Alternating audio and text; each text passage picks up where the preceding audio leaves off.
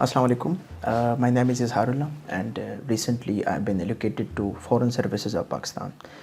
और मेरी पूरी पाकिस्तान में जो पोजीशन थी इट वाज 88th एंड जो KPK में पोजीशन है इट वाज 8th. तो बेसिकली आज जो मैं आप लोग को बताऊंगा वो सारा कुछ उससे रिलेटेड होगा इस्लामिक हिस्ट्री एंड कल्चर से.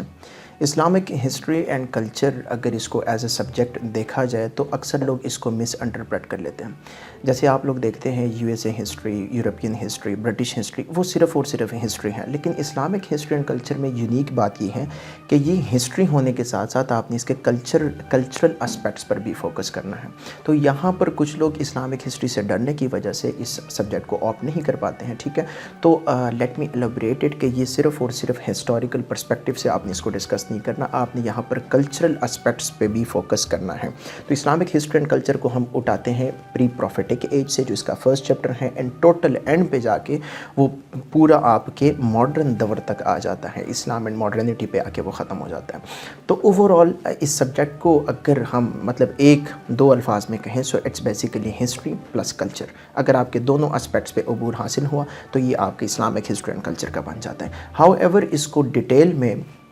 मैं चाहूँगा कि आप लोग को बता सकूँ, और लेकिन उसको बताने से पहले एक जनरल मिस कॉन्सेप्शन एक और लोगों में फैली हुई है कि हाउ टू एनालाइज इट. कुछ लोग इसके कंट्रोवर्शियल एस्पेक्ट्स में चले जाते हैं. जैसे अगर यहाँ पर आपने डिस्कस करना हुआ, मैं अक्सर अपने स्टूडेंट्स को बताता हूँ कि यहाँ पर अगर आपने डिस्कस करना हुआ वाक़या करबला को या किसी और को, तो हम क्या कर लेते हैं on the basis of sectarian differences उसको हम जो है एलेबोरेट करना शुरू कर देते हैं. अगर इन चीज़ों से मुबर्रा होकर हम सोचना शुरू कर दें तो इसको हम बेटर तरीके से टैकल कर सकते हैं. जैसे B it a controversial issue on the part of Muslim historians, लेकिन इससे सबक क्या मिलता है? जैसे इससे ये सबक मिलता है कि इस्लाम ज़िंदा होता है हर करबला के बाद, कत्ल हुसैन असल में मर्ग यजीद है और इस्लाम ज़िंदा होता है हर करबला के बाद. अगर इस तरीके से न्यूट्रल पर्सपेक्टिव से हम एनालिसिस करना शुरू कर दे तो इस्लामिक हिस्ट्री एंड कल्चर के क्वेश्चन का आंसर देना मेरे ख्याल से बहुत ज़्यादा ईजी बन जाता है. इसके अलावा अब मैं आप लोग के सामने रखूँगा, ये तो एक छोटा सा इंट्रो था एंड एक थोड़ी छोटी सी मिसकंसेप्शन थी जिसको एलेबोरेट करना था. अब जो चीज़ें एस्पेक्ट्स मैंने सामने रखने हैं वो मैं इसके सिलेबस के ऊपर बातचीत करूँगा. सिलेबस के बाद इसके लिए जो कुछ सजेस्टेड रीडिंग्स हैं उसके ऊपर बात करूँगा एंड फिर पास्ट पेपर एनालिसिस, कुछ पेपर्स आपके सामने रखे मैं डिस्कस करूँगा कि इसके पास्ट पेपर्स कैसे आते हैं. ठीक है, एंड देन रीज़न बताऊँगा कि इस चीज़ को हमने क्यों सेलेक्ट करना है, और फिर ये भी बताऊँगा कि ये या इंटरेस्ट बेस्ड आप लोग रखें या आपका एकेडमिक बैकग्राउंड अगर इसके साथ मैच करता है. प्लस एक और आखिरी चीज़ ये होगी कि ये कौन से सब्जेक्ट्स के साथ ओवरलैप कर जाता है. तो सबसे पहले हम आते हैं इसके सिलेबस की जानिब. अगर सिलेबस की बात की जाए तो सबसे इसका जो पहला वाला चैप्टर बनता है वो प्री प्रॉफिटिक एज से है. मतलब नबी करीम सल्लल्लाहु अलैहि वसल्लम की दुनिया में तशरीफ़ लाने से पहले अरब के कौन से कंडीशंस थे, यहाँ का सोशल कंडीशन क्या था, वहाँ के जितने भी कंडीशंस पॉलिटिकल थे वो कैसे थे, वहाँ का इकोनॉमिक कंडीशंस जो थी वो क्या थी. लेकिन मोस्टली इस चैप्टर को प्रॉपर तरीके से एग्जामिनर जो है इसके फोकस नहीं करता, इससे कोई क्वेश्चन एज सच आ नहीं सकता. ठीक है, तो आपने सिर्फ और सिर्फ इस पे एक अगर आर्टिकल आप लोग पढ़ ले, ठीक है, प्री प्रॉफिटिक एज पे, तो प्री प्रॉफिटिक एज पे एक आर्टिकल पढ़ने से आपको सारी की सारी चीज़ों का पता चल सकता है. और यहाँ पर अगर कोई इस फर्स्ट वाले चैप्टर के लिए मैं ये चाहूँ कि आपको सजेस्टेड रीडिंग और ये जो सिलेबस आपका है इनको कलेक्टिवली करवाऊं, तो इस तरह के तरीके से हो सकता है. अगर आप लोग पढ़ ले इस प्री प्रॉफिटिक एज के लिए शिबली नुमानी की किताब सीरत नबी सल्लल्लाहु अलैहि वसल्लम वॉल्यूम 1 एंड वॉल्यूम नंबर 2, तो वॉल्यूम 1 में आपको पता चल जाता है कि प्री प्रॉफिटिक एज में कौन कौन से कंडीशंस प्रिवेल करते थे. उसके बाद आपका जो सेकंड चैप्टर आएगा यहाँ पर सिर्फ 4 चीज़ों पे आपने फोकस करना है, पॉलिटिकल, सोशल, इकोनॉमिक कंडीशंस पे. उसके अलावा एज सच किस चीज़ पे फोकस करने की ज़रूरत नहीं है. अच्छा, फिर जो आपका सेकंड चैप्टर आ जाता है, सेकंड चैप्टर आपका होगा उससे रिलेटेड प्रॉफिटिक एज से रिलेटेड होगा. Profit Mohammad piece B upon him जब दुनिया में तशरीफ़ लेकर आए एंड जब उन्होंने नबूवत उनको मिली 40 साल की उम्र में, उसके बाद से लेकर नबी करीम सल्लल्लाहु अलैहि वसल्लम को कितने मसाइब का सामना करना पड़ा, इस्लाम किस तरीके से फैला, इन चीज़ों पे हम फोकस करेंगे. तो जो आपका सेकंड चैप्टर है प्रॉफिटिक एज का है, प्रॉफिटिक एज को भी समझने के लिए आपको जस्ट ये जो शिबली नुमानी की बुक है सीरत नबी सल्लल्लाहु अलैहि वसल्लम, अगर आप उसको कर लेते हैं तो प्रॉफिटिक एज का पूरा کا پورا جو طریقہ ہے ان کا جو میسج انہوں نے دیا تھا، کس طریقے سے مصائب سے لڑے تھے، ہجرت کے جو واقعات ہوئے تھے، کتنے غزوات ہوئے ہیں، ان سب پہ آپ کا فوکس آ جائے گا۔ لیکن ایک اور چیز کو آپ نے یہاں پر صرف اور صرف وہ کرنا ہے، انکلوڈ کرنا ہے کہ جیسے صلح حدیبیہ ہے، ٹھیک ہے، صلح حدیبیہ کے ساتھ یہ جو آپ کا ہوا تھا فتح مکہ اور خطبہ حجت الوداع، ان سب تینوں کو اگر آپ لوگ کلیکٹیولی اس کو جمع کر لے تو یہ ساری کی ساری چیزیں آپ کے نبی کریم صلی اللہ علیہ وسلم کے دور کو کور کر لیتی ہیں۔ لیکن میجرلی ان کو ڈسکس ایک ساتھ کیسے کیا جاتا ہے؟ ان کو ڈسکس ایسے کیا جاتا ہے کہ prophet Muhammad peace be upon him as a diplomat, پھر prophet Muhammad peace be upon him as a military strategist, جس میں سارے کے سارے غزوات کے بارے میں بات چیت ہوگی، پھر prophet Muhammad peace be upon him as a preacher, پھر اس کے علاوہ prophet Muhammad peace be upon him as اس میں آپ لوگ کہہ سکتے ہیں پالیسی میکر، آپ اس کو کہہ سکتے ہیں، ٹھیک ہے۔ تو یہ ہے کہ اگر ان چار پرسپیکٹیوز آپ کو یاد ہیں، اور اگر آپ لوگ کو جو میں نے باتیں بتا دی ہیں، تو آپ جب اٹھاتے ہیں اسلامک اسٹڈیز کی بک، کسی بھی اس کو اگر آپ لوگ بک کو اٹھاتے ہیں، ٹھیک ہے، تو اس میں جو پہلا چیپٹر ہوتا ہے وہ پہلا یا دوسرا چیپٹر جو آپ کا ہوتا ہے، ٹھیک ہے، وہ سیرت النبی صلی اللہ علیہ وآلہ وسلم کے اوپر ہوتا ہے۔ تو سیرت النبی صلی اللہ علیہ وسلم کا یہ جو چیپٹر ہے یہ بالکل اوورلیپ کرتا ہے، جیسے پہلے میں نے سٹارٹ میں بتایا کہ میں یہ بتاؤں گا کہ کس سبجیکٹ کے ساتھ یہ اوورلیپنگ ہے۔ تو آپ کے اسلامک اسٹڈیز کے سیکنڈ چیپٹر کے ساتھ یہاں کا سیکنڈ چیپٹر اٹ از اوورلیپنگ ہے، اور اس سے ایک کوسچن یا پروفٹ ایز اے ڈپلومیٹ سے آ جاتا ہے، prophet as a military strategist, ان میں سے کسی بھی پرسپیکٹیو پہ آپ کو کوسچن آ سکتا ہے۔ اس کے علاوہ آپ کا جو کوسچن ہے یہ صلح حدیبیہ پر یا فتح مکہ پر یا میثاق مدینہ پر یا خطبہ حجت الوداع، یہ چار چیزیں آپ لوگ اپنے ذہن میں رکھیے گا۔ اس سے ہٹ کے اسلامک ہسٹری اینڈ کلچر کے پاسٹ پورے پیپرز کو جب آپ انالائز کرتے ہیں کوئی بھی کوسچن نہیں آیا ہے، کیونکہ یہی سارے اسپیکٹس ہیں۔ اب moving towards this third chapter, so third chapter کے لیے اگر آپ تھرڈ چیپٹر کو دیکھتے ہیں تو آبویس سی بات ہے، پروفیٹک ایج کے بعد ہم کس چیز کو دیکھتے ہیں؟ پروفیٹک ایج کے بعد دا ایج آف پائس کیلیفیٹس آ جاتا ہے، ٹھیک ہے۔ تو اگر خلفائے راشدین کا جو دور ہے، جو کہ 4 خلیفہ ہے، ٹھیک ہے، خلفاء ہیں، ان میں سب سے پہلے ان کا جو حضرت ابوبکر صدیق رضی اللہ تعالیٰ عنہ، حضرت عمر فاروق رضی اللہ تعالیٰ عنہ، حضرت عثمان غنی رضی اللہ تعالیٰ عنہ اینڈ حضرت علی رضی اللہ تعالیٰ عنہ۔ اب ان چاروں خلفائے راشدین کے دور پہ آپ کو جو سب سے بیسٹ کتاب ملتی ہیں وہ پائس کیلفس بائی ماجد علی خان ہے۔ تو پائس کیلفس بائی ماجد علی خان، اس کتاب کو، اب میں یہ کبھی بھی نہیں کہتا کہ آپ ان کتابوں کو پورا کا پورا پڑھ لیں۔ جن کتابوں کے میں آپ لوگ کو ریفرنسز دے رہا ہوں، جیسے اس سے پہلے سیرت النبی صلی اللہ علیہ وسلم کا حوالہ دیا، اور اس کے بعد میں آپ لوگ کو پائس کیلفس بائی ماجد علی خان، یہاں پر کہنے کا صرف اور صرف مقصد یہ ہے کہ آپ کیا کریں، آپ جسٹ یہ کوشش کریں کہ ان کتابوں سے اپنا جو ڈیٹا ہے اس کو نکالیے۔ جیسے حضرت ابوبکر صدیق رضی اللہ تعالیٰ عنہ پہ کوئی 5 پوائنٹس یا 10 پوائنٹس نکال لیجئے گا،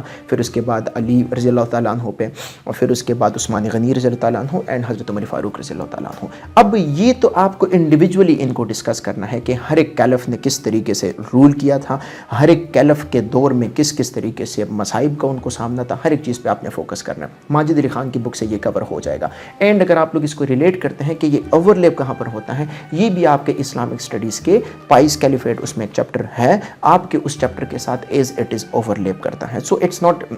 دیٹ مچ ڈیفیکلٹ، جس طریقے سے ہم لوگوں نے سمجھا ہوا ہے کہ یہ مشکل ہوگا، ہم کور نہیں کر پائیں گے۔ پھر موونگ آن ورڈس اگر ہم آگے بڑھتے ہیں تو آگے اس میں آ جاتا ہے کہ آپ کا جو اس کے بعد کا جو تیسرا والا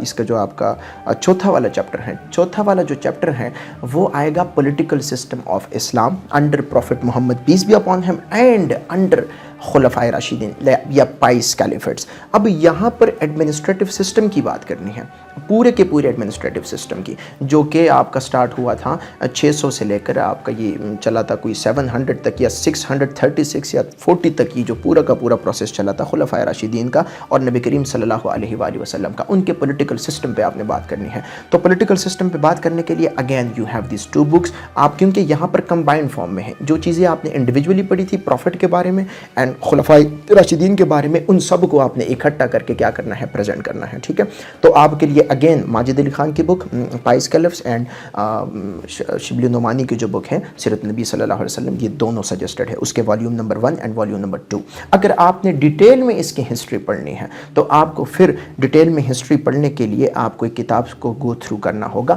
کلاسیکل ہسٹری، اور جو کہ 600 سے 1258 تک ہے، ٹھیک ہے۔ اور اس کتاب کے رائٹر کا نام ہے وان گرونیبوم. ٹھیک ہے،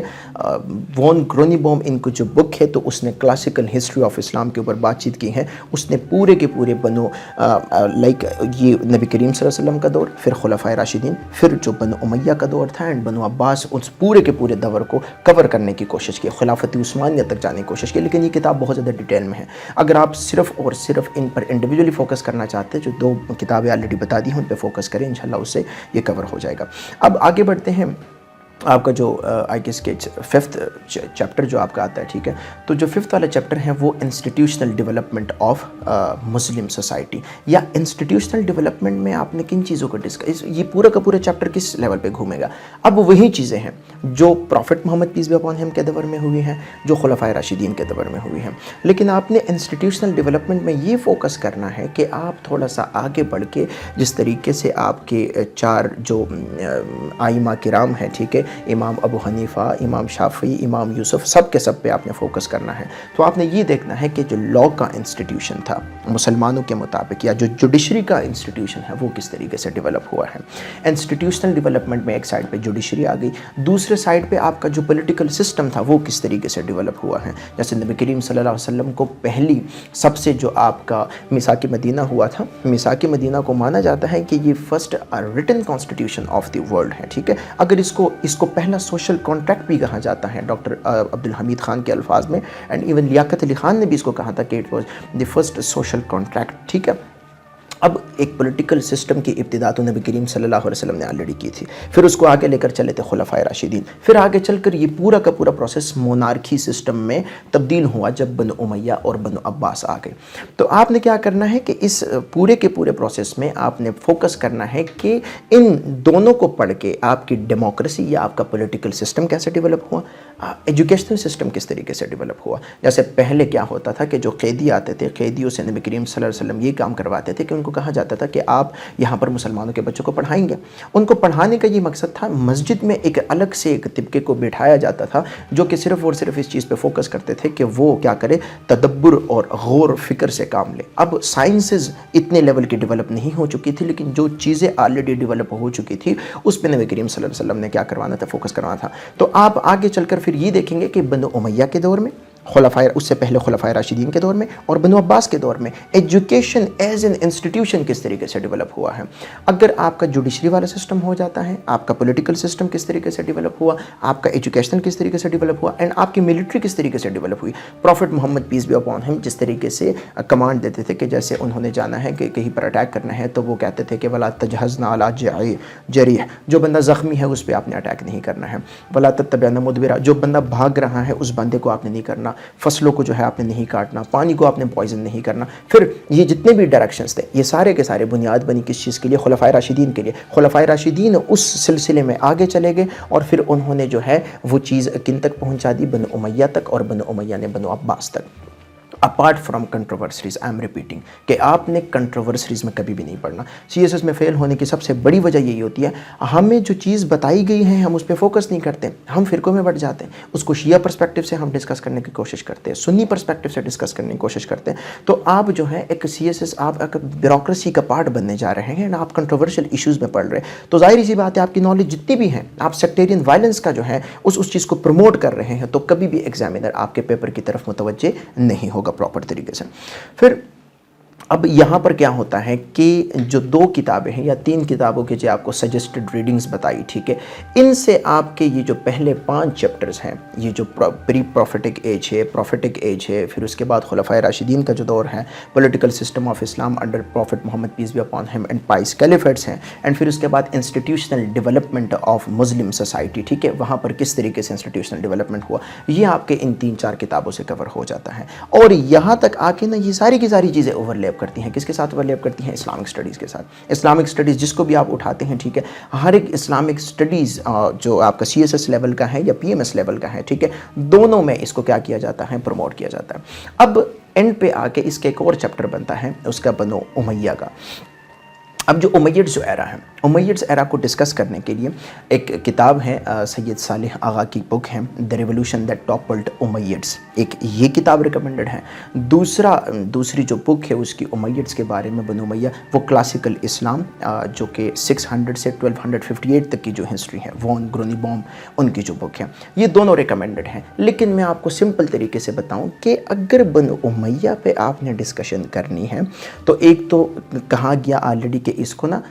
کو نہ کیا کرے کہ اس کو کنٹروورسی سے نکال دے۔ دوسرے نمبر پہ آپ نے بنو امیہ کے لیول پہ کیا کرنا ہے، بنو امیہ میں جو کوشچن آئے گا نا، صرف اور صرف جو پاسٹ پیپرز کو انالائز کر کے دیکھا جاتا ہے وہ یہی کوشچن آتا ہے کہ what were the reasons responsible for the decline of Umayyad empire, بنو امیہ کی حکومت کس طریقے سے گر گئی، ٹھیک ہے، تو آپ نے ان کے لیے ریزنز پیش کرنے ہیں۔ اینڈ بنو امیہ، اب میں نے کہا تھا یہ پیپر صرف اور صرف آپ کے ہسٹری کا نہیں ہے، یہ کلچر کا بھی ہے، تو بنو امیہ کے کلچرل اسپیکٹس پہ بھی کوشچن آ سکتا ہے۔ لیکن بنو امیہ جو کلچرل اچیومنٹس ان کی تھی یا سائنٹیفک نالج ریلیٹڈ جو ان کی اچیومنٹس تھی، ساری کی ساری چیزوں میں وہ بنو عباس سے تھوڑا سا پیچھے تھے، کیونکہ بنو عباس کا دور زیادہ ہے، بنو امیہ کا دور تھوڑا سا کم تھا۔ اس وجہ سے ان پہ کوشچن یہ ضرور آتا ہے کہ discuss the decline of the Umayyad empire, and باقی ان کے جو رولرز ہیں ان کے رولرز پہ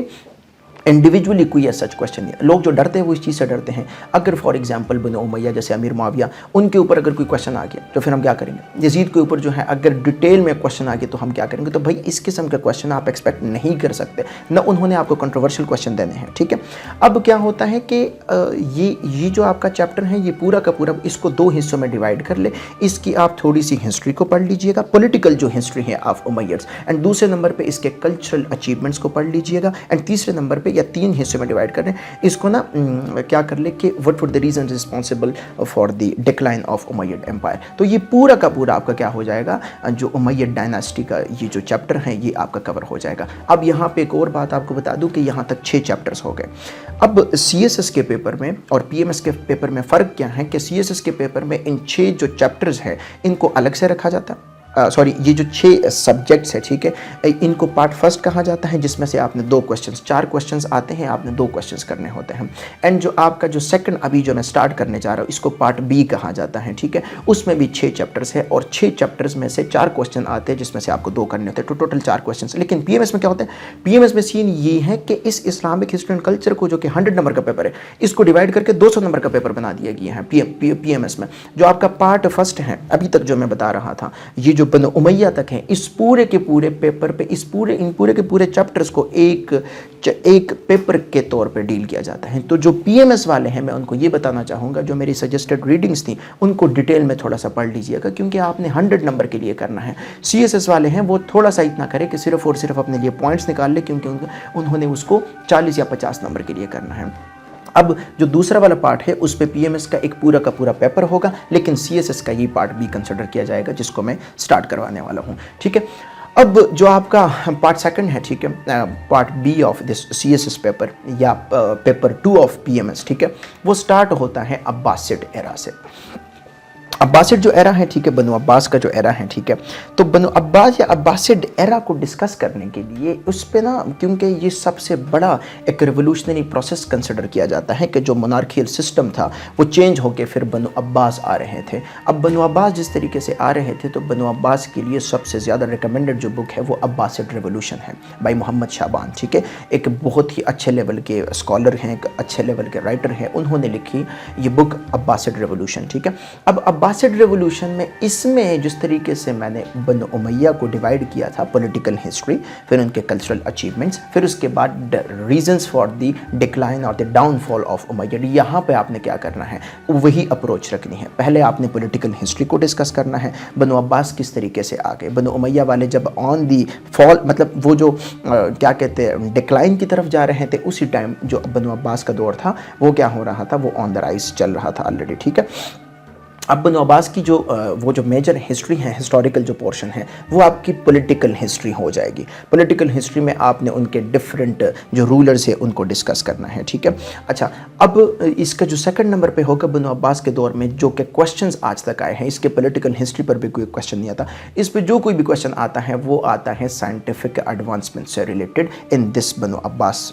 یا عباسڈ ایرا۔ اب سائنٹیفک ایڈوانسمنٹ کیسے، جیسے ایویسینا، آپ نے نام سنا ہوگا، ابو علی سینا، ان کی جو کتاب تھی اذنون فی الطب یا کتاب الشفا، تو وہ اس دور میں لکھی گئی ہیں۔ آپ کے جتنے بھی بڑے لیول کے مسلم جو فلاسفرز ہیں وہ سارے کے سارے اس دور کے گزرے ہیں۔ ابن رشد کا آپ نے اگر نام سنا ہوگا وہ اسی دور کا تھا۔ پھر آپ کیا کرتے ہیں کہ عباسڈ ریولوشن چونکہ زیادہ دیر تک چلا ہے، کوئی 200-300 سالوں تک ہی چلا ہے، تو اس عباسڈ ریولوشن میں کیا ہوا تھا کہ عباسڈ جو ایرا ہے اس میں ٹاپ لیول کے میتھمیٹیشین بھی آئے تھے۔ ٹاپ لیول کے میتھمیٹیشین میں جس طریقے سے آپ کو نام ہوگا، کیمسٹری سے ریلیٹڈ جابر بن حیام کا نام ہے، ٹھیک ہے، تو میتھمیٹکس سے ریلیٹڈ یہ الخوارزمی کا نام ہے، جنہوں نے پراپر ٹیبلز وغیرہ کی انٹروڈکشن کروائی تھی، ٹھیک ہے، اور جن سے انفلوئنس ہو کے آپ کی پوری ویسٹرن سوسائٹی چلی ہے، ٹھیک ہے۔ ایون وہاں پر یہ بھی کہا جاتا ہے کہ جو راجر بیکن جو تھا اس کو father of renaissance and the Europe کہا جاتا ہے، اس کو پیور محمدن کنسیڈر کیا جاتا تھا، اس کو پیورلی یہ کنسیڈر کیا جاتا تھا کہ جیسے اس نے جتنی بھی ہسٹری، اس کو اسٹوڈنٹ آف مسلم کہا جاتا تھا اس بندے کو، کیونکہ اس نے ساری کی ساری چیزیں مسلمانوں سے اٹھا کے پڑھی تھیں۔ اور یہ دور کون سا دور تھا؟ بنو عباس کا دور تھا۔ تو بنو عباس کے دور میں کون سی سائنٹیفک ایڈوانسمنٹ ہوئی ہے، آپ نے اس چیزوں پہ فوکس کرنا ہے، ٹھیک ہے۔ اینڈ فلسفی سے ریلیٹڈ کون سی سائنٹیفک ایڈوانسمنٹ ہوئی ہے اس پہ فوکس کرنا ہے۔ پلس ان کی کلچرل اچیومنٹس کیا تھیں، آپ نے کلچرل اچیومنٹس کے اوپر بھی کیا کرنا ہے، فوکس کرنا ہے، ٹھیک ہے۔ اچھا جی، اب جو کلچرل اچیومنٹس آپ کی ہوگی، سائنٹیفک ایڈوانسمنٹ ہوگی، فلسافیکل جس لیول پہ جو کچھ چلا تھا، یہ سب چیزیں جب آپ کی ہوگی تو آپ کا بنو عباس کا جو ایرا ہے وہ کور ہو جائے گا، ٹھیک ہے۔ لیکن بنو عباس کے ایرا میں ناؤ ایک کوشچن رہتا ہے، وہ یہ ہے کہ کون سے ایسے فیکٹرز تھے جو کہ رسپانسبل تھے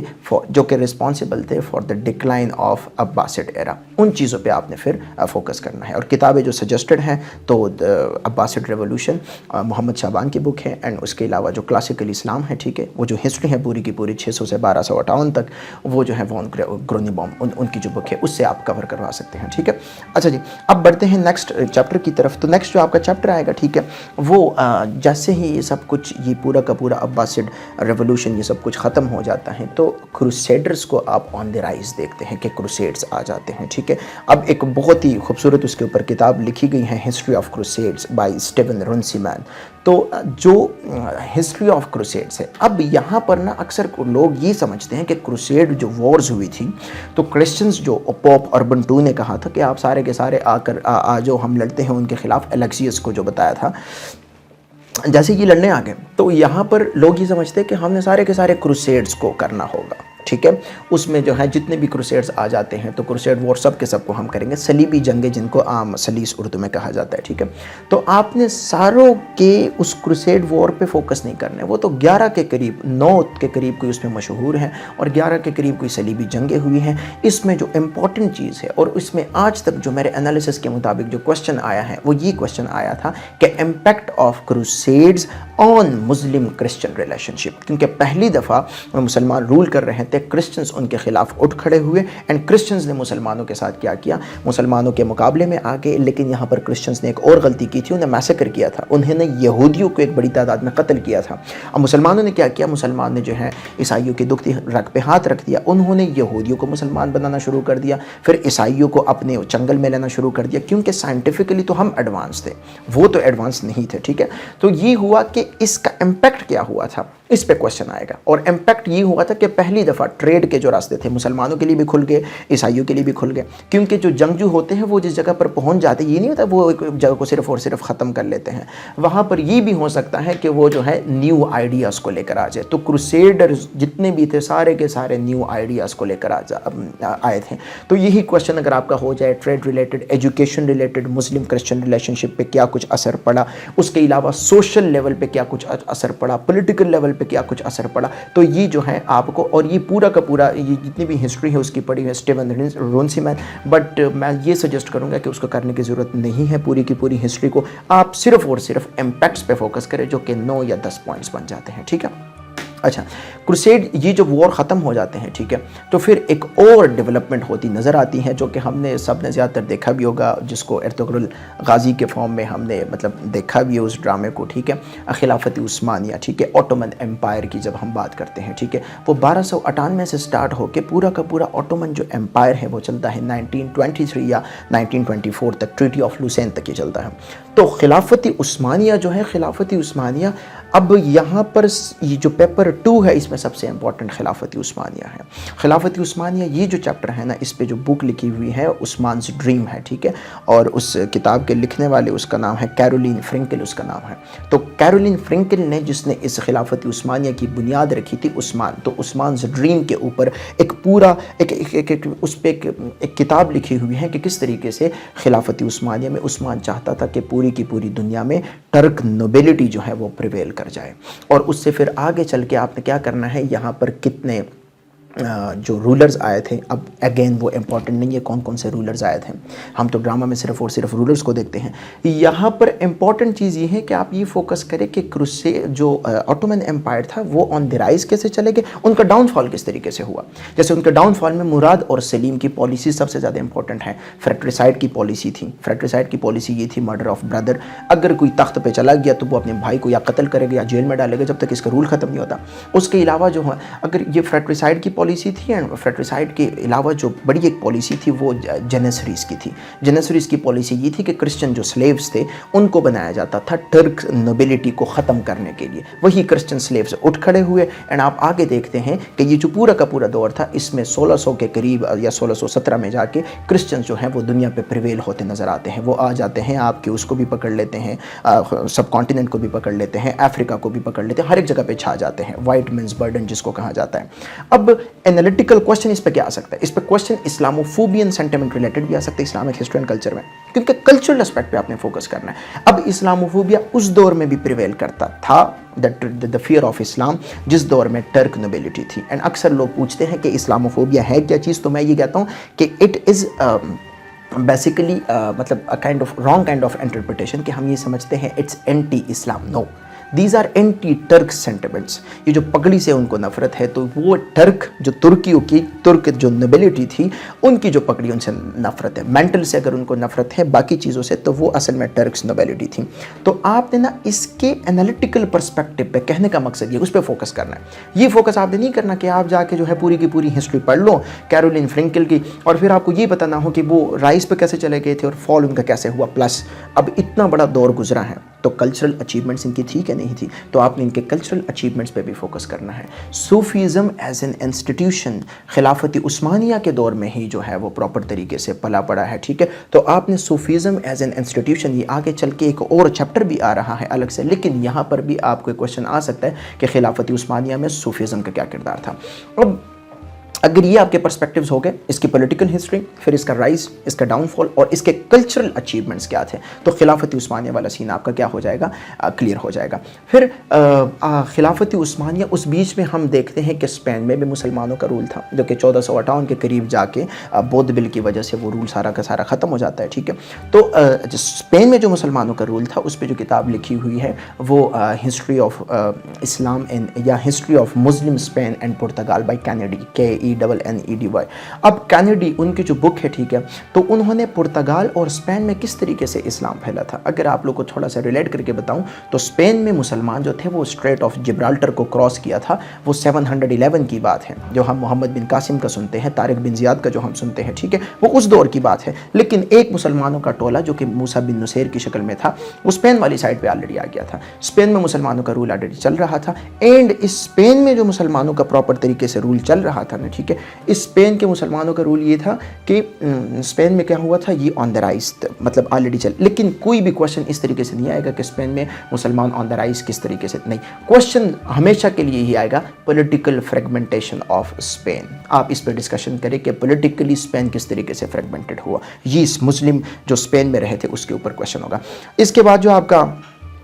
کیا کہتے ہیں, اس کے اگلے مطلب یہ جو 4 آپ کے ہو گئے, بنو امیہ کے اوپر ڈسکشن ہو گئی, کروسیڈرز کے اوپر ڈسکشن ہو گئی, خلافت عثمانیہ کے اوپر ڈسکشن ہو گئی, اینڈ اسپین, ٹھیک ہے. ان چاروں پہ ڈسکشن کرنے کے بعد 2 چیزیں رہ جاتی ہیں جو سب سے زیادہ انالیٹیکل ہے, اور انالیٹیکل اس پہ کوشچن بھی ایکسپیکٹڈ ہے. جو لوگ ہسٹری سے ڈرتے ہیں میرے خیال سے اگر وہ اس کو آپٹ کرے سب سے بیٹر رہے گا. ایک کوشچن آئے گا اس پہ صوفیزم ایز این انسٹیٹیوشن پہ, یہ چیپٹر ہے الگ سے. اب صوفیزم ایز این انسٹیٹیوشن, اگر آپ نے ایک کتاب پڑھی ہو اسلامک مسٹسزم, جو کہ نکھلسن کی کتاب ہے, RA نکھلسن کی, اس اسلامک مسٹسزم میں کہتے ہیں کہ اپریہنشن آف ڈیوائن ریالٹیز, اس کو کیا بولتے ہیں, جب آپ خدا تعالیٰ کی حقیقتوں کو سمجھنے لگتے ہیں تو وہ صوفیزم ہے. کوشچن جو آتا ہے ہے اس پہ یہ آتا ہے کہ موجودہ دور کے جو اخلاقی رذائل ہیں ان کو ختم کرنے میں جو کانفلکٹس ہے، اسلاموفوبین سینٹیمنٹس ہیں، میں انالیٹیکل کوشچن بتا رہا ہوں کہ اس چیپٹر پہ کون سا کوشچن آئے گا، کیا ان کو ختم کرنے میں صوفیزم کا کوئی کردار ہو سکتا ہے؟ آپ نے اس کے اکارڈنگلی اس کو آنسر دینا ہے۔ تو صوفیزم میں اچھا اب یہ بھی ایک کوشچن جو اب پچھلے اس میں بتا دیا، ایز ان انسٹیٹیوشن صوفیزم کیسے آیا تھا؟ تو ایز ان انسٹیٹیوشن یہ خلافت عثمانیہ کے دور میں ہی انٹروڈیوس ہوا تھا، جس کے پراپر طریقے سے پھر اگر آپ اس کو دیکھیں، نقش بندی، پھر سہروردیہ، پھر اس کے بعد قادریہ اینڈ چشتی، یہ جتنے بھی سلسلے ہیں پہ فوکس کرنا ہے، اینڈ دین کرنٹ ڈیز میں صوفیزم کے کیا کچھ امپورٹنس ہے اس پہ ڈسکشن کرنی ہے۔ آخری چیپٹر جو آپ کا رہ گیا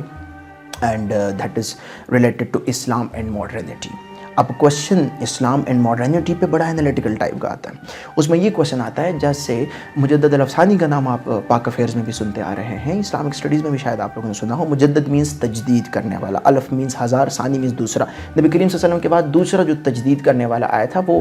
شیخ یہ سرہندی اس کو کہا جاتا ہے یا اس کو مجدد الافسانی کہا جاتا ہے۔ اس نے کہا کہ بھائی آج کے بعد نا تقلید کے دروازے، بلائنڈ فالوئنگ کے دروازے بند ہونے چاہیے، کیونکہ modern problem needs modern solution. جیسے اگر میں آپ کو بتاؤں اسلام اینڈ ماڈرنٹی میں اس دور میں انجیکشن لگانے کا حکم اگر ہے تو وہ تو اس دور میں ہے، کیونکہ اس دور میں تو انجیکشن ہوا ہی نہیں کرتا تھا۔ لاؤڈ سپیکر پہ اذان دے سکتے ہیں کہ نہیں دے سکتے ہیں، ٹھیک ہے۔ اب یہ جتنے بھی کانسیپٹس ہیں ماڈرن ڈیز کے، اس پہ ایگزسٹنگ پرنسپلز آف اسلام کو آپ وہ اپلائی کرتے ہیں، تو اس کانسیپٹ کو ہم کہتے ہیں اسلام اینڈ ماڈرنٹی۔ اسلام کے ایگزسٹنگ پرنسپلز کو ماڈرن پرنسپلز پہ آپ کیسے اپلائی کریں گے اور کس طریقے سے، کیونکہ آپ نے اپنی اکانومی کو بیٹر بنانا ہے۔ جس طریقے سے نبی کریم صلی اللہ علیہ وسلم کے دور میں اگر کچھ لوگ اس کو وہ بنا دیتے ہیں، ٹھیک ہے، کہ نبی کریم صلی اللہ علیہ وسلم کے دور میں ایجوکیشن تو فیمیل کے لیے نہیں تھا، تو ہم یہ کہتے ہیں کہ بھئی وہ تو میل کے لیے بھی نہیں تھا۔ اگر آپ hidden women in Islamic history article کو پڑھ لیں، حضرت ام رفیدہ رضی اللہ تعالیٰ عنہ کا سب سے بڑا کردار تھا میڈیکل سائنسز میں، زینب بنت جہش رضی اللہ تعالیٰ عنہ کا سب سے بڑا کردار تھا انڈسٹریل ورکس میں، سب سے بڑا اس کا کردار تھا۔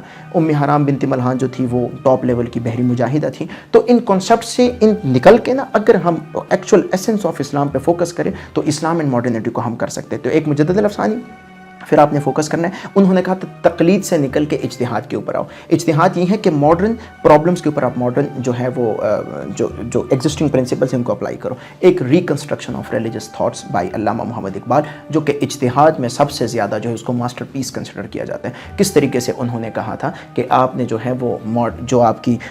کے جو پرانے وہ خیالات ہے، کیونکہ دنیا تو اس لیول کی نہیں رہی، دنیا تو بڑھ رہی ہے آگے، ٹھیک ہے۔ اگر آپ فیمیل پارٹیسپیشن کو اگر اس دور میں نہیں تھی تو اس دور کی اکانومی ہر ایک کنٹری میں اس طریقے سے فیمیل کو اجازت نہیں تھی۔ اب آج کل کے دور میں جا کے تو فیمیل کی پارٹیسپیشن کی ضرورت ہے، آج کل کے دور میں جا کے اذان کو اس بابلند آواز دینے کی ضرورت ہے، کیونکہ پاپولیشن بڑھ گئی ہے، لوگ بڑھ گئے ہیں۔ تو اس وجہ سے ان دونوں کتابوں کو بنیاد یا ایک فگر کو اور ان کی کتاب کو اگر آپ بنیاد بنا دیں تو یہ جو اسلام اینڈ ماڈرنٹی کا ہے یہ آپ کا ہو جائے گا۔ لیکن آپ اگر اس پہ کوئی بک پڑھنا چاہتے ہیں تو اسلام اینڈ ماڈرنٹی بائی فضل الرحمان ملک یہ بک ہے، ٹھیک۔ اب یہ سارے کے سارے چیپٹرز تھے، آپ کو خلاصہ میں نے پرووائڈ کر دیا۔ پاسٹ پیپرز میں نے ساتھ ساتھ آئی ہوپ سو کہ میں نے ایکسپلین کروا دیے ہیں، ٹھیک ہے۔ اینڈ پاسٹ پیپرز میں یہ تھا کہ کس پرسپیکٹیو سے کون سا کوئی آپ کس بھی سال کا پیپر اٹھائیے، 2016 آنورڈز جتنے بھی پیپرز ہوئے ہیں، ہر ایک پیپر میں یہی چیزیں شامل ہوں گی جو میں نے آپ کو ایز اٹ از بتائی ہیں، اس کے علاوہ کوئی اور کویشچن نہیں ہو سکتا۔ پلس میں نے یہ بھی کیا کہتے ہیں اوور لیپنگ اگر اس کی بات کی ہے تو اوور لیپنگ میں آپ کے جو پہلے سٹارٹ کے 4 چیپٹرز ہیں وہ سارے کے سارے اوور لیپ کر جاتے ہیں اسلامک اسٹڈیز کے ساتھ۔ لیکن اب ایک کوشچن رہ گیا ہے، ٹھیک ہے، اور وہ یہ ہے کہ اسلامک ہسٹری اینڈ کلچر کو انٹرسٹ بیسڈ رکھا جائے یا اکیڈمک بیسڈ۔ میں یہی کہنا چاہوں گا جو میں نے اپنے آپشنل سبجیکٹس کو رکھا تھا تو ان کو ساروں کے سارے سبجیکٹس کو میں نے انٹرسٹ بیسڈ رکھا تھا۔ جیسے میں انگلش لٹریچر میں میرا ماسٹر تھا فرام نبل یونیورسٹی اینڈ میں وہاں کا ٹاپر تھا، لیکن اسلامک ہسٹری اینڈ کلچر اب بہت زیادہ کس چیز پہ ہے، مطلب ایکسٹریمز پہ ہے۔ لیکن اس کے ساتھ ساتھ جو میرا اس کا انٹرسٹ تھا، انٹرسٹ کے ساتھ ساتھ آپ کا بیک گراؤنڈ کا ہونا بھی ضروری ہے، کیونکہ اب آپ کو جو ہے پسند نہیں ہے انٹرسٹ تو یہ ہے نا، جیسے مجھے بن امیہ کا دور پسند تھا، خلفائے راشدین کا، نبی کریم صلی اللہ علیہ وسلم کا دور پسند تھا، اوٹومن امپائر پسند تھا، اس کی طرف جو ہے میں اٹریکٹ ہوتا تھا، تو اس وجہ سے میں نے سلیکٹ۔ لیکن میرا بیک گراؤنڈ بھی ضرور تھا، کیونکہ میں ایک ایسی فیملی سے بلانگ کرتا ہوں جہاں پر اسلامک ان چیزوں پہ فوکس کیا جاتا ہے، تو بچپن سے یہ باتیں سننے میں آ رہی تھی۔ تو میرے خیال سے آپ، کیونکہ اکیڈمک بیک گراؤنڈ تو کسی کا نہیں ہو سکتا، جیسے مجھے کوئی ایسا بندہ نہیں لگتا آج کل پاکستانی کانٹیکس میں کہ اس نے BS کیا ہوگا اسلامک ہسٹری اینڈ کلچر میں کیا ہوگا، ٹھیک ہے، کیونکہ اب یہ نیو ایوالونگ سبجیکٹ ہیں پاکستانی ایکیڈمک سرکلز میں، تو اس لیے آپ ایکیڈمک ڈسپلن سے مبرہ ہو کے آپ جو سوچتے ہیں تو آپ کیا کرتے ہیں، انٹرسٹ بیسڈ ہی آپ اس کو رکھ سکتے ہیں، ورنہ تو بنو امیہ، خلفائے راشدین، پروفیٹک ایج، سلطنت عثمانیہ، ان کے بارے میں تو ہم ویسے بھی باتیں سنتے آ رہے ہیں، لیکن اپنے انالیسس کا جو فریم ورک ہے اس کو تھوڑا سا چینج کیجئے گا، پھر آپ اس کو رکھ سکتے ہیں۔ اینڈ اگر ریزن کی بات کی جائے کہ اس کو کیوں رکھا جائے، تو اس سال جو میرا اسلامک ہسٹری اینڈ کلچر کا سکور تھا وہ 72 سکور تھا، اینڈ 72 سکور اس میں پیپر اٹیمپٹنگ کی ٹیکنیک ہی تھی، جس طریقے سے آپ کو ہر ایک چیپٹر میں نے ایک ایک کتاب کا حوالہ دیا۔ میں کوشش یہ کرتا تھا کہ کوشچن جو بھی ہوں اس کے سٹارٹ میں کسی نہ کسی کتاب کا حوالہ ڈال دیتا تھا، اینڈ الحمدللہ اٹ واز دی ریزن کہ میرے 72 مارکس آ گئے۔ اینڈ جو میری انالیسز ہوا کرتی تھی وہ بالکل جو کیا کہتے ہیں یہ ریلیجن ایکسٹریمسٹ کی طریقے سے یا ریڈیکل اسلامسٹ کے پرسپیکٹیو سے میں نہیں کرتا تھا، ایک بالکل ماڈریٹ اسلامسٹ بن کے میں ایک چیز کے انالیسس پیش کیا کرتا تھا۔ جہاں تک سکورنگ ٹرینڈ کی اسلامک ہسٹری اینڈ کلچر کی بات ہے، تو سکورنگ ٹرینڈ جو ہے کچھ لوگ اس کو یہ سمجھتے ہیں کہ جیسے اگر آپ اس کو رکھ لیں تو آپ کا سکور جو ہے 50 سے کم آئے گا، یہ ہوگا وہ ہوگا۔ میرے مطابق جس طریقے سے میں نے انالائز کیا ہے، PMS میں اس کا جو سکورنگ ٹرینڈ ہے وہ کم آ رہا ہے، لائک آپ کے 200 مارکس ہے تو زیادہ تر لوگوں کے 98 97، اور اس میں کم آنے کا ریزن یہی ہے کہ ہم سارے کے سارے جو ہیں انتہا پسند اصل میں ہوتے ہیں، ہمارے جو ویوز ہوتے ہیں وہ ایکسٹریمسٹ ہوتی ہیں، اس وجہ سے ایگزامینر کو ہماری نالج ٹھیک ہوتی ہے لیکن ایکسٹریمسٹ ویوز کی وجہ سے اس میں ہم رہ جاتے ہیں، ٹھیک ہے۔ باقی اسلامک ہسٹری اینڈ کلچر کا سکورنگ ٹرینڈ جو ہے، سکورنگ ٹرینڈ ڈیپینڈ کرتا ہے آپ پہ ہی ڈیپینڈ کرتا ہے، لائک جو بندے پاس ہوئے ہیں، جیسے اگر مجھ سے کوئی پوچھے آپ پاس کیوں ہیں، تو میں نے پراپر طریقے سے اسٹڈی کی تھی، یہی میری اسٹریٹجی تھی، میرے 72 نمبر آ گئے، مجھے کوئی ایز سچ کوئی بندہ اور نظر نہیں آتا جس نے اسلامک ہسٹری اینڈ کلچر میں 50 یا 60 کو بھی پراپر طریقے سے کراس کیا ہوں۔ اب میں اوریجنل طریقے سے اس کو سمجھا تھا، اس وجہ تو آپ لوگ اس سے ڈریے گا نہیں کہ سکورنگ ٹرینڈ یہ ہے وہ ہے، یہ صرف اور صرف بنی بنائی باتیں ہیں۔ جو ہمارے ساتھ بندہ مل جاتے ہیں، ہم اسے پوچھ لیتے ہیں آپ کے کتنے مارکس تھے، تو وہ کہتا ہے میرے کم مارکس تھے، ہم یہ سمجھ جاتے ہیں جیسے سکورنگ ٹرینڈ ہی ایسا ہے اس سال کا کہ جو ہے سب کے نمبر کم آئے ہیں۔ سکورنگ ٹرینڈ کے علاوہ سلیبس کو آپ کتنے دنوں میں کور کر سکتے ہیں، تو ٹو بی ویری آنیسٹ آپ کا جو پورا کا پورا سلیبس ہے اس کو آپ اگر صحیح طریقے سے پڑھنا چاہیں تو ودن 20 یا 25 ڈیز آپ اس کو کور کر سکتے ہیں، ٹھیک ہے۔ 20 یا 25 ڈیز اس لیے میں بتا رہا ہوں کہ آپ کیا کریں، ڈیلی بیسس پہ کوشش کریں، 2 دن میں آپ 2 دن میں کوئی 4 گھنٹے کا ٹائم بھی اگر آپ لوگ دیتے ہیں، ٹھیک ہے، ایک چیپٹر آپ کا کور ہو جاتا ہے۔ اور جن کتابوں کے ریفرنسز بتائے ہیں، کتابوں کو پڑھنے کی ضرورت نہیں ہے، جو آپ کے کام کی چیزیں ہیں، آپ کے کام کے جو پوائنٹس ہیں ان کو اٹھائیے گا، جس پرسپیکٹیو سے بتایا ہے اس کے مطابق فٹ کیجیے گا، پاس پیپرز کو انالائز کیجیے گا، اینڈ اس کے اکارڈنگلی کر لے تو آپ کا 2 دن میں ایک چیپٹر ہو جائے گا، تو آلموسٹ 24 ڈیز میں آپ کے 12 چیپٹرز ہو جائیں گے، تو 24 ڈیز کا پورا کورس ہے، اینڈ اسی کے مطابق آپ لوگ کر سکتے ہیں۔ باقی best of luck for those who are appearing in this special CSS examination, plus جو آنے والے CSS 2024 کے جو پروانے ہیں، سب کو جو ہے بیسٹ آف لک، اینڈ انشاءاللہ پھر ملاقات ہوگی۔ Thank you.